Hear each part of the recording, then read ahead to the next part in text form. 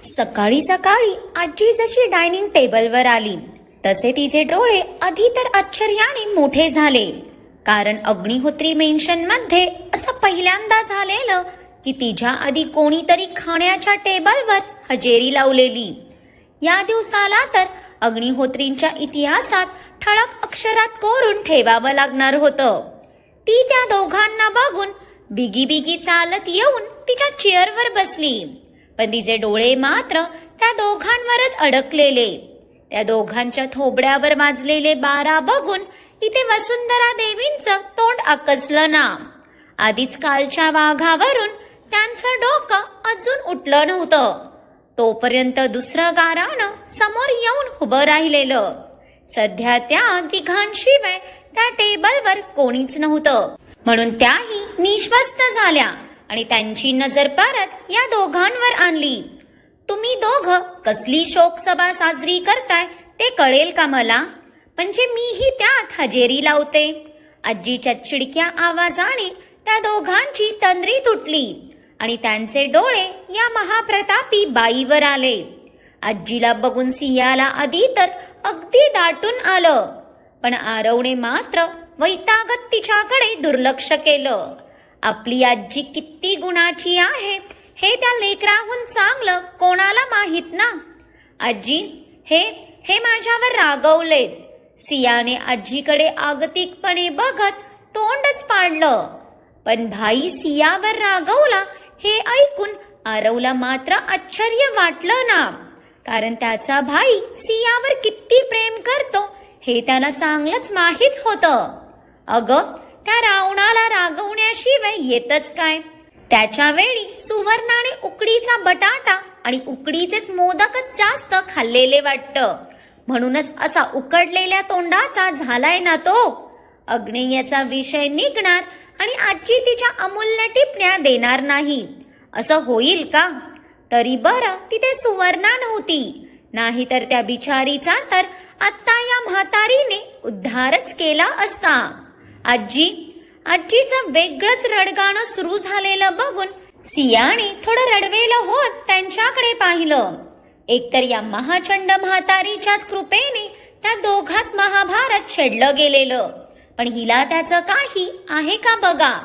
पण सियालाही समजू नये का? बाई, तो तुझ्यावर इतकं प्रेम करत असताना तुला तरी नसत्या उठा ठेव्या कशाला करायच्या? गुन्या गोविंदाने त्याच्याबरोबर नांदायचं ना. पण नाही, या म्हातारीचं ऐकून सगळीच माती केली तिने. ओ ग माझी बाय, चिडू नको. काय झालं बोल, का चिडलाय आमचा जबरदंगणी? यावेळी आजीने शांततेत विचारत तिच्याकडे पाहिलं. म्हणजे हे तर असंच झालं ना. आग लावणाराच विचारतोय आग कशी लागली ते मी त्यांना तुमचं ऐकायला सांगितलं, म्हणजे लग्नाविषयी बोलले म्हणून त्यांना राग आला. सियाचे डोळे आता काठोकाठ भरून आले, पण तिचा हळवा झालेला आवाज कानावर पडताच इथे आरव त्याच्या विचारातून बाहेर आला. त्याच्या प्रॉब्लेमपेक्षाही त्याला सियाचे अश्रू जास्त इम्पॉर्टंट होते. सिया, अगं मग यात रडण्यासारखं काय आहे? तुला भाईचा स्वभाव माहीत आहे ना, तरी तू भाईचा ऐकत का नाही? तो या गोष्टींना नाही मानत. त्याच्यासाठी तू त्याची आहेस आणि हे आता कोणत्याही परिस्थितीत बदलणार नाही. मग तरी तुझा हा हट्ट का? आरव सियाचे डोळे पुसत तिला समजावतच असतो की भुरट्या, तुझ्या भावाचे गुण उधळून झाले असतील तर आता वास्तवात ये. मान्य की त्यांचं लग्न कागदोपत्री झालं आहे आणि मला त्यांचं लग्न मान्यही आहे, पण मी काय त्यांची राजेशाही वरात काढायचं नाही म्हणत आहे. आपल्या घरातल्या मंदिरातच गुरुजींना बोलवून येत्या शनिवारी त्यांचं लग्न लावणार आहे मी. मग त्या घोड्याला 5 दिवस म्हणूनही दम निघत नाही आहे का? की लागलीच मला पंतू द्यायचा प्लॅन आहे त्याचा? आजीच्या शेवटच्या वाक्यावर सिया रडता रडताही अगदीच गोरीमोरी झाली. आरवलाही अक्षरशः अवघडून आलं. जिथे ह्या दोघांना लाज वाटत होती, तिथे या म्हातारीने आपल्या नातवांसमोर लाज सोडलेली वाटतं. यार, ही म्हातारी कधी काय बोलेल ह्याचा खरंच नेम नाही. पण तू लाईक सिरियसली कोणीतरी आवरा हिच्या वाहत जाणाऱ्या भावनांना. आरवने मनातच नकारार्थी मान हलवली. आजी, पण मी ह्यांना आता कसं म्हणू? हे तर कालपासून घरीही आले नाहीत. सियाला परत भरून आलं. कालपासून त्याला एक नजर बघायलाही तिचा जीव किती तो तळमळत होता. आपल्या एका मागणीची तो इतकी मोठी शिक्षा देईल तिला वाटलंही नव्हतं. काय, घरी आला नाही? मग कुठे गेला तो? आजी गालावर दोन्ही हात ठेवून जवळजवळ ओरडलीच. तशी निवांत बसलेली ही दोघही दचकून उडाली ना. आत्ताच नॉर्मल असलेली ही बाई भयानक पद्धतीने ओरडल्यावर काय होणार होतं ना. ए बाई, जरा हळू ना. तुझ्या ओरडण्याने तुझे दिवस भरत आले असले तरी मीच खपायचो. इतकं जोरात केकाटायला काय झालं? नको ते विचार करू नको. भाई त्याच्या बंगल्यावर गेला असेल. आरवने त्याच्या घाबरलेल्या हृदयावर हात फिरवत त्याच्या आजीला एकदम कडक लूक दिला. या म्हातारीच्या ओरडण्याने त्या लेकराचे तर हार्टबीट बंद पडता पडता राहिले होते. हो आजी, चिकू दादाही त्यांच्या सोबतच होता. सियाही निरागसपणे आजीला सांगत होती. पण त्या भोळ्या देवीला बघून आजीने मनातच कपाळावर हात लावून घेतला. जिथे बाकी बायका नवरा रात्री घरी आला नाही तर नाना प्रकारे संशय घेतात, तिथे हिचा नवरा इतकी थेर करून आत्ता गप्प बसलाय तरी हिचा त्याच्यावरचा विश्वास बघा. पांडुरंगा, या निरागस लेकरावर तुझं लक्ष असू दे रे बाबा. आजीने केविलवाण्या नजरेने सियाकडे पाहून हातात सुस्कारा सोडला. पण आजी, तुम्ही तिची काळजी करत आहात ती तर तुमच्या नातवाच्या रासलीलांपासून अगदीच अनभिज्ञ आहे ओ. मग ते लेकरू कसं त्याच्यावर अविश्वास दाखवणार ना. अगं, तो घरी नाही आला तरी ऑफिसला तर भेटेलच ना तुला. तिथे तू बोल त्याच्याशी.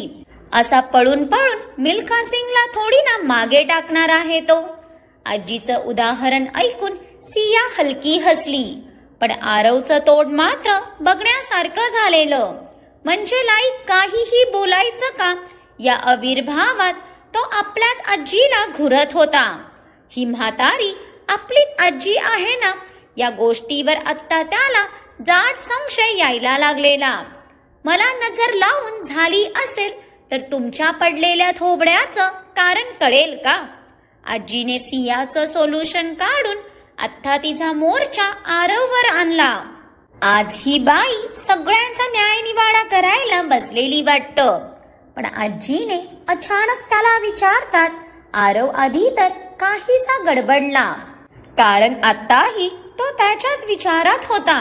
पण त्याने लगेच स्वतःचे एक्सप्रेशन नॉर्मल केले. मला काय झालंय? मी तर एकदम कूल आहे. आरवच्या विषय सावरण्याचा चाललेला प्रयत्न बघून आजीने तर नकारार्थी मान हलवली. पण सिया मात्र बारीक नजर करून त्याच्याकडेच बघत होती. आणि तिची ती संशयी नजर समजूनच आरवने परत त्याची मान वर केलीच नाही. आरू, तुला काही बोलायचं आहे का? कारमध्ये बसल्या बसल्या सियाने एक नजर कार चालवणाऱ्या आरवकडे पाहिलं. पण त्याला तिच्या या प्रश्नाचं उत्तर देताच आलं नाही. नक्की त्याच्या मनात कसला गोंधळ माजलाय त्याचं त्यालाच कळत नव्हतं. मग तो तरी तिला काय सांगणार होता ना. पण हृदयाच्या कोपऱ्यात खोलवर काहीतरी टोचत असल्यासारखं त्याला प्रकर्षाने जाणवत होतं.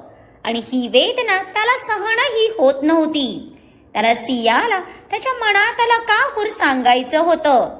तिच्यासमोर आपलं मन मोकळं करायचं होतं. पण त्याला शब्दच भेटत नव्हते. त्याच्या मनात भावनांचं आगळं वेगळं वादळ उठलेलं.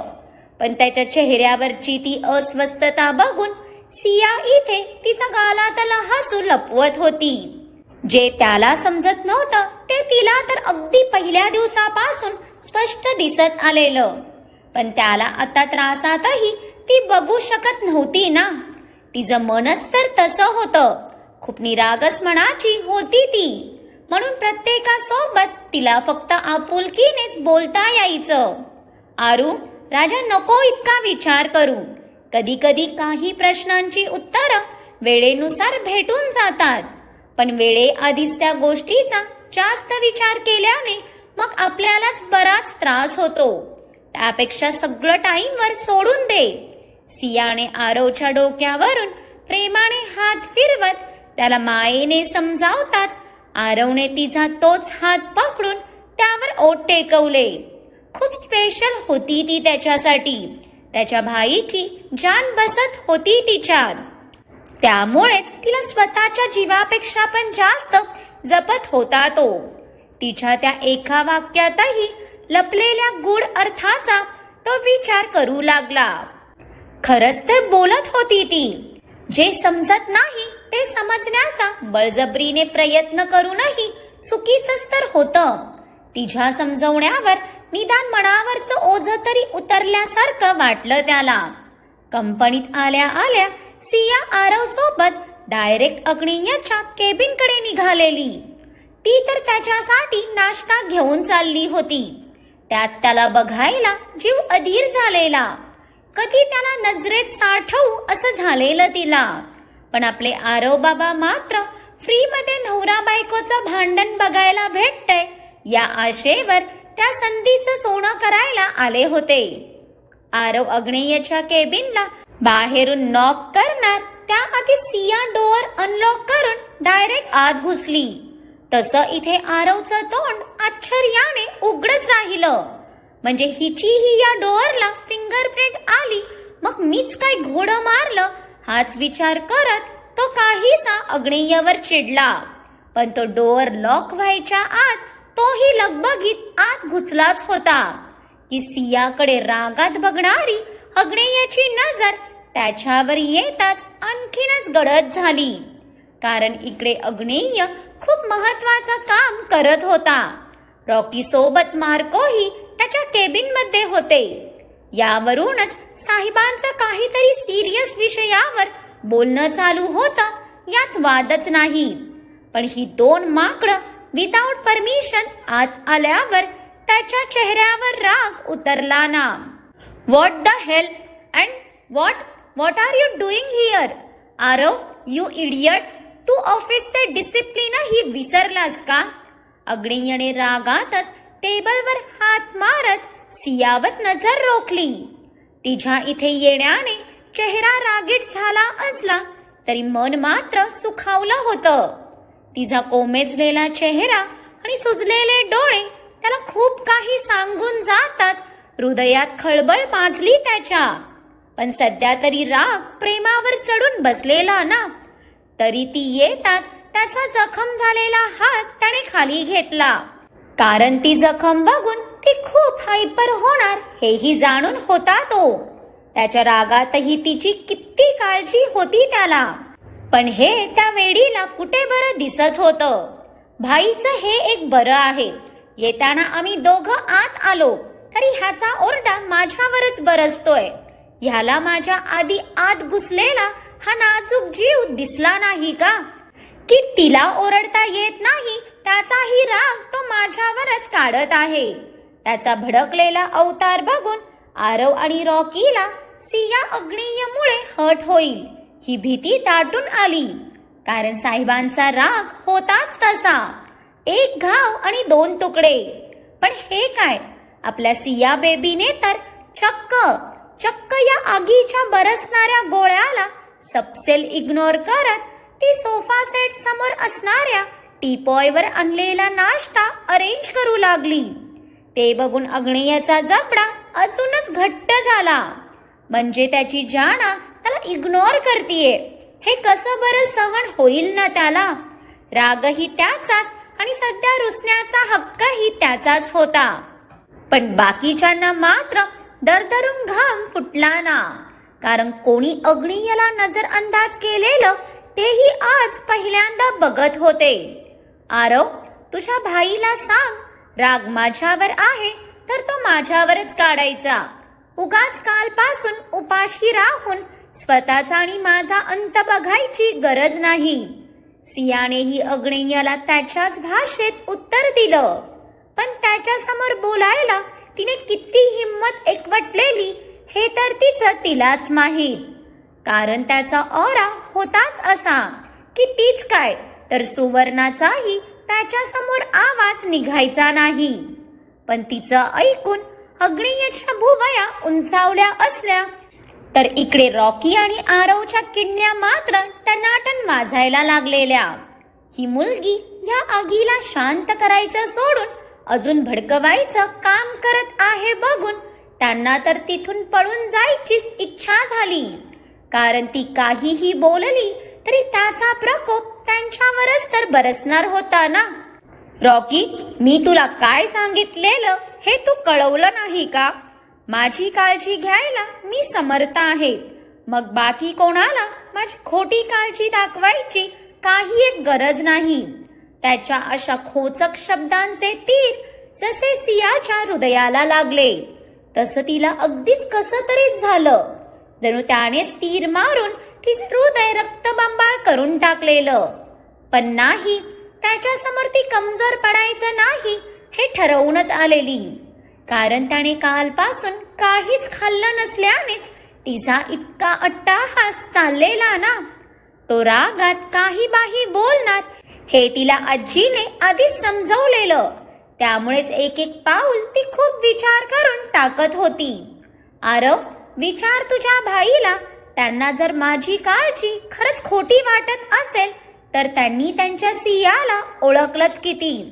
यावेळी सियाने मान वर करून अग्नेयच्या रागाने भरलेल्या नजरेला टशन दिली. पण तिच्या या वाक्यावर तो मात्र अगदीच निशब्द झाला. एका वाक्यानेच त्याच्या क्वीनने गार केलेलं त्याला. अगदी चूप.